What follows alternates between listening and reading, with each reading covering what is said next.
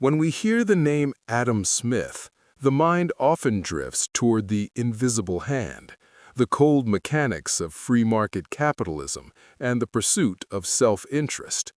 However, long before he wrote The Wealth of Nations, Smith was a moral philosopher fascinated by what binds society together. In his 1759 masterpiece, The Theory of Moral Sentiments, he proposed a radical idea: to feel much for others and little for ourselves, to restrain our selfish and to indulge our benevolent affections, constitutes the perfection of human nature. This statement serves as a vital bridge between the individual and the collective. It suggests that while we are naturally self-interested creatures, our perfection lies in our ability to transcend that narrow focus. Smith's philosophy is rooted in the concept of sympathy, which we today might call empathy. He argues that because we have no direct experience of what others feel, we use our imagination to place ourselves in their position. For Smith, this isn't just a passive emotion, it is an active, imaginative leap. When we see someone in pain, we wince. When we see someone succeed, we feel a phantom glow of pride. This fellow feeling is the foundation of morality. To feel much for others is to exercise this imaginative muscle until it becomes our primary way of navigating the world. Human biology is inherently self-centered. Our nervous systems are wired to prioritize our own hunger, our own safety, and our own comfort. Smith acknowledges this reality. He was a realist, not a utopian. He understood that a person is naturally more affected by a small cut on their own finger than by an earthquake in a distant land that kills thousands. However, Smith argues that if we remain in this state, we are incomplete. To live solely for the self is to live like an animal driven by immediate impulse. The perfection he speaks of is a civilizing process. It is the conscious effort to turn down the volume of our own ego and turn up the volume of the world around us. Smith's quote contains a fascinating duality. We must restrain the selfish and indulge the benevolent. To restrain does not mean to eliminate. Smith recognized that self-preservation is necessary. Rather, restraint is about moderation. It is the ability to say, my needs are important, but they are not the only needs that matter. Conversely, indulging our benevolent affections suggests that kindness should not be a chore. It should be our natural inclination, the place where we allow ourselves to be most expressive and passionate. The impartial spectator. How do we actually achieve this perfection? Smith introduces a psychological tool called the impartial spectator. Imagine an objective observer standing over your shoulder, watching your actions. This spectator isn't biased toward you. They judge you as they would judge a stranger. When we feel little for ourselves, we are essentially viewing our lives through the eyes of this spectator. We realize that in the grand tapestry of the universe, we are but one thread. This perspective shift is what allows for true justice and virtue. If I am my own judge, I will always find an excuse for my selfishness. If I use the impartial spectator, I am forced to admit when my feeling much for myself is causing harm or neglect to others.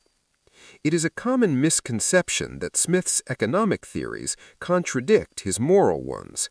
In reality, they are two sides of the same coin. In The Wealth of Nations, he famously wrote that it is not from the benevolence of the butcher that we expect our dinner, but from his regard to his own interest. However, Smith believed that a market could only function if it was populated by prudent men, individuals who possessed the moral restraint described in the Theory of Moral Sentiments. If a merchant feels much for others, he will not sell a faulty product or cheat his customers, even if it might increase his profit in the short term. He recognizes that his long-term success is tied to the trust and well-being of his community. Therefore, the perfection of human nature is actually the hidden engine of a healthy society. Without the glue of mutual respect and felt sympathy, the invisible hand would become a fist, and society would crumble into predatory chaos. In our contemporary world, Smith's words feel more countercultural than ever. We live in an era of self-care, personal branding, and main character energy. While looking after one's mental health is vital, Smith would warn that an obsession with the self leads to a hollow existence. Digital sympathy. Social media often encourages us to feel much for ourselves through likes and validation, and little for others through performative outrage or apathy. Reclaiming Smith's vision means using our digital tools to foster genuine connection and understanding across divides. Economic responsibility. In a globalized economy, feeling much for others involves considering the labor conditions of those who make our clothes or the environmental impact of our consumption. Community resilience. The most successful communities are those where individuals prioritize the collective. During crises, we see the perfection of human nature in those who risk their own safety to help neighbors, the ultimate embodiment of Smith's philosophy. Interestingly, modern neuroscience and psychology support Smith's claim.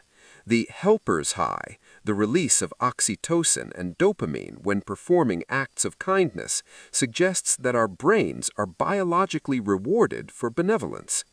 When we focus less on our own neuroses and more on the needs of others, our anxiety often diminishes.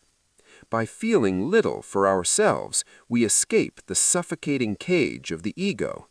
There is a profound freedom in realizing that the world does not revolve around us.